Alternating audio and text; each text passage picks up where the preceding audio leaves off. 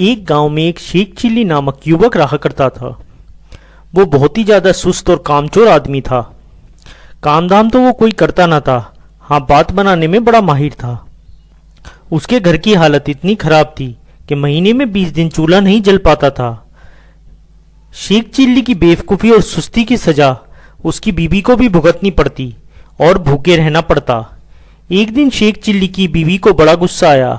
वह बहुत बिगड़ी और कहा, अब मैं तुम्हारी कोई बात नहीं सुनना चाहती, जो चाहे करो, मुझे पैसे चाहिए। जब तक कोई कमाई करके नहीं लाओगे मैं तुम्हें घर में नहीं घुसने दूंगी। ये कह बीवी ने शेख चिल्ली को नौकरी की खोज पर जाने को मजबूर कर दिया। साथ में रास्ते के लिए 4 रूखी सूखी रोटी बांध दी। सब्जी वगैरह तो घर में कोई थी ही नहीं, तो देती कहाँ से। इस प्रकार ना चाहते हुए भी शेख चिल्ली नौकरी की खोज में निकल पड़ा। नौकरी की तलाश में शेख चिल्ली एक गांव से दूसरे गांव तक भटकता रहा। घर तो वो लौट नहीं सकता था क्योंकि बीवी ने सख्त हिदायत दे रखी थी, जब तक नौकरी ना मिले घर पर पैर न रखना। दिन भर चलते चलते जब शेख चिल्ली थक कर चूर हो गया तो सोचा कि कहीं कुछ देर सुस्ता लिया जाए। भूख भी जोरों की लगी है, इसलिए खाने की बात भी उसके मन में थी। तभी कुछ दूर पर उसे एक कुआं दिखाई दिया। शेख चिल्ली को हिम्मत बंधी। कुएं के चबूतरे पर बैठकर शेख चिल्ली ने बीबी की दी हुई रोटियों की पोटली खोली। उसमें 4 रूखी सूखी रोटियां थीं। शेख चिल्ली को भूख तो इतनी जोर की लगी थी कि उन 4 रोटियों को एक साथ खा जाए। लेकिन समस्या ये भी थी कि अगर वो चारों रोटियां आज ही खा डालेगा तो कल परसों या उसके अगले दिन क्या करेगा, क्योंकि नौकरी खोजे बिना घर में घुसना नामुमकिन था। इसी सोच विचार में शेख चिल्ली बार बार रोटियां गिनता और बार बार उन्हें वापस रख देता। उसकी समझ में नहीं आता कि क्या किया जाए। जब शेख चिल्ली से अपने आप कोई फैसला न हो पाया तो उसने कुएं के देव से मदद लेनी चाहिए। वह हाथ जोड़कर खड़ा हो गया और बोला, हे कुएं देव, अब आप ही आगे का रास्ता दिखाओ। मैंने दिन भर से कुछ भी नहीं खाया है। मुझे भूख तो इतनी लगी है कि चारों को खा जाने के बाद भी शायद ही मिट पाए, लेकिन अगर चारों को एक साथ खा लूंगा तो आगे क्या करूंगा। मुझे अभी कई दिनों तक यहीं आसपास भटकना है। इसलिए हे कुएं देव, अब तुम ही बताओ मैं क्या करूं। 1 को खाऊं, 2 को खाऊं, 3 को खाऊं या चारों को एक साथ खा जाऊं। लेकिन कुएं की तरफ से कोई जवाब नहीं मिला, क्योंकि कुआं तो बोल नहीं सकता था, तो जवाब कैसे देता। पर देवयोग से उस कुएं के अंदर 4 परियां रहती थीं। उन्होंने जब शेख चिल्ली की बात सुनी तो सोचा कि शायद कोई दानव आया है और उन चारों को खाने की बात सोच रहा है। इसलिए उन्होंने आपस में तय किया कि हम चारों को कुएं से बाहर निकलकर उस दानव से विनती करनी चाहिए ताकि वो हमें ना खाए। यह सोच चारों परियां कुएं से बाहर निकल आईं। हाथ जोड़कर वो शेख चिल्ली से बोली, हे दानवराज, आप तो बड़े शक्तिशाली हैं। आप व्यर्थ ही हम चारों को खाने की बात सोच रहे हैं। अगर आप हमें छोड़ दें, हम ऐसी कुछ चीज आपको देंगी जो आपके बड़े काम आएंगी। परियों को देखकर और उनकी बातें सुनकर शेख चिल्ली हक्का बक्का रह गया। उसकी समझ में न आया कि वो क्या जवाब दे। लेकिन परियों ने इस चुप्पी का मतलब ये निकाला कि उनकी बात मान ली गई है।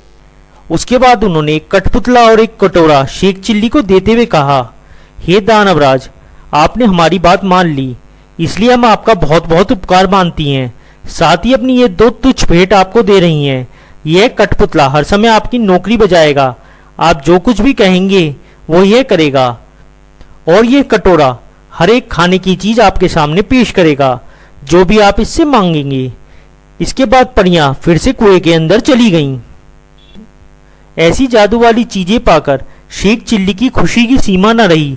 उसने सोचा अब घर लौट जाना चाहिए, क्योंकि बीबी जब इन दोनों चीजों की करामात देखेगी तो वो फूली न समाएगी। लेकिन तब तक सूरज डूब चुका था और रात घिर आई थी। इसलिए शेख चिल्ली पास के एक गांव में चले गए और एक आदमी से रात भर रुकने के लिए जगह देने को कहा। साथ ही ये वादा भी किया कि इसके बदले वे घर के सारे लोगों को अच्छे अच्छे पकवान और मिठाई खिलाएंगे। वह आदमी तैयार हो गया और शेख चिल्ली को अपनी बैठक में ठहरा लिया। शेख चिल्ली ने भी अपने कटोरे को निकाला और उससे अपना करतब दिखाने को कहा। थोड़ी देर में कटोरे ने खाने की अच्छी अच्छी चीजों का वहां पर ढेर लगा दिया। जब सारे लोग खा पी चुके तो उस आदमी की घरवाली झूठे बर्तन को लेकर नाली की ओर चल दी। यह देख शेख चिल्ली ने उसे रोक दिया और कहा कि मेरा ये कठपुतला बर्तन साफ कर देगा। और शेख चिल्ली के कहने भर की देर थी कि कठपुतले ने सारे बर्तन पल ही में साफ कर दिए। शेख चिल्ली के कठपुतले और कटोरे के जादुई करतब देख गांव के उस आदमी और उसकी बीबी के मन में लालच आ गया। शेख चिल्ली जब सो गया तो वह दोनों चुपके से उठे और शेख चिल्ली के कटोरे व कठपुतले को चुराकर उसकी जगह एक नकली कठपुतला और नकली कटोरा रख दिया। शेख चिल्ली को यह बात पता भी न चली। सवेरे जल्दी उठ उसने हाथ पैर धोए और दोनों नकली चीज ले अपने घर की ओर चल दिया। घर पहुंचकर उसने अपनी बीवी के सामने बड़ी बड़ी डींगे मारी और कहा, भगवान अब तुझे किसी बात के लिए झीकना नहीं पड़ेगा, ना ही हमारे घर में अब किसी चीज की कमी होगी और ना ही तुझे कोई काम करना पड़ेगा। तू जो चीज खाना चाहेगी वो एक कटोरा तुझे खिलाएगा और तू जो ये काम करवाना चाहेगी वो ये कठपुतला करेगा। लेकिन शेख चिल्ली की बीवी को इन बातों पर विश्वास न हुआ। उसने कहा, तुम तो ऐसी डींगे रोज ही मारा करते हो, कुछ कर कर दिखाओ तो जानो। शेख चिल्ली ने तपाक से जवाब दिया, हाँ क्यों नहीं। और ऐसा कह उसने कटोरे और कठपुतले को अपने अपने करतब दिखाने को कहा। लेकिन वो दोनों चीजें तो नकली थीं, तो वो करतब कैसे दिखाती। अतः शेख चिल्ली की बात झूठी निकली। नतीजा ये हुआ कि उसकी बीवी पहले से भी ज्यादा नाराज हो उठी और कहा, तुम मुझे इस तरह धोखा देने की कोशिश करते रहते हो। जब से तुम घर में आए हो घर में चूल्हा नहीं जला है। कहीं जाकर मन लगाकर काम करो, जो कुछ पैसे मिले और हम दोनों को ठीक सा खाना नसीब हो। इन जादू की चीजों से कुछ नहीं होने वाला। बेबस शेख चिल्ली खिस्साया वो वहां से चल दिया। वह फिर उसी कुएं के चबूतरे पर जाकर बैठ गया। उसकी समझ नहीं आ रहा था कि अब क्या किया जाए।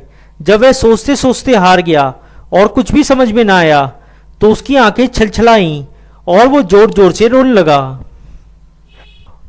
उसके रोने की आवाज सुन कुएं की चारों परियां फिर से बाहर आईं और शेख चिल्ली से उसके रोने का कारण पूछा।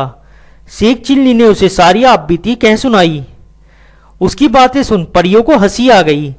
वो बोली, हम तो तुम्हें कोई भयानक दानव समझ रहे थे और इसलिए खुश करने के लिए वो चीजें दी थीं, लेकिन तुम तो बड़े ही भोले भाले और सीधे आदमी निकले। खैर घबराने की कोई जरूरत नहीं, हम तुम्हारी मदद करेंगी। तुम्हारा कठपुतला और कटोरा उन्हीं लोगों ने चुराया है जिनके यहां तुम रात में रुके थे। इस बार तुम्हें एक रस्सी और डंडा दे रही हैं। इनकी मदद से तुम उन दोनों को बांध कर व मारकर अपनी दोनों चीजें वापस ले लेना। ऐसा कह परियां फिर से कुएं में चली गईं। जादुई रस्सी और डंडा लेकर शेख चिल्ली फिर उसी आदमी के यहां पहुंच गया और कहा, इस बार मैं तुम्हें कुछ और नए करतब दिखाऊंगा। वह आदमी भी लालच का मारा था। उसने समझा कि इस बार कुछ और जादुई चीजें हाथ लगेंगी, इसलिए उसने खुशी खुशी शेख चिल्ली को अपने हाथ रहने दिया। लेकिन इस बार उल्टा ही हुआ। शेख चिल्ली ने जैसे ही हुक्म दिया वैसे ही उस आदमी व उसकी बीबी को जादुई रस्सी ने कसकर बांध लिया और जादुई डंडा दनादन पिटाई करने लगा। अब वो दोनों चीखने चिल्लाने लगे और माफी मांगने लगे। शेख चिल्ली ने कहा, तुम दोनों ने मुझे धोखा दिया है। मैंने तो ये सोचा था कि तुमने मुझे रहने की जगह दी है, इसलिए मैं भी तुम्हारे साथ कोई भलाई कर दूं, लेकिन तुमने मेरे साथ उल्टा बर्ताव किया। मेरे कठपुतले और कटोरे को ही चुरा लिया। अब जब ये दोनों चीजें तुम मुझे वापस कर दोगे तभी मैं अपनी रस्सी व डंडे को रुकने का हुक्म दूंगा। उन दोनों ने झटपट दोनों चुराई हुई चीजें शेख चिल्ली को वापस कर दी। अब अपनी जादुई चीजें लेकर शेख चिल्ली प्रसन्न मन से घर की ओर वापस लौट पड़े। जब बीबी ने फिर देखा कि शेख चिल्ली वापस आ रहा है तो उसे बड़ा गुस्सा आया। उसे तो कई दिनों से कुछ भी खाने के लिए नहीं मिला था, इसलिए वो काफी झुंझलाई हुई थी। दूर से ही देखकर वह चीखी, कामचोर तुम फिर लौट आए। खबरदार घर के अंदर पैर न रखना, वरना तुम्हारे लिए भी बेलन रखा है। यह सुन शेख चिल्ली दरवाजे पर ही रुक गया। मनी मन उन्होंने रस्सी व डंडे को हुक्म दिया कि वह उसे काबू में करें। रस्सी और डंडे ने अपना काम शुरू कर दिया। रस्सी ने उनकी बीबी को कसकर बांध लिया और डंडे ने पिटाई शुरू कर दी। यह जादुई करतब देख बीबी ने भी अपने सारे हथियार डाल दिए और कभी वैसा बुरा बर्ताव न करने का वादा किया। तभी उसे भी रस्सी और डंडे से छुटकारा मिला। अब शेख चिल्ली ने अपने कठपुतले व कटोरे को हुक्म देना शुरू किया।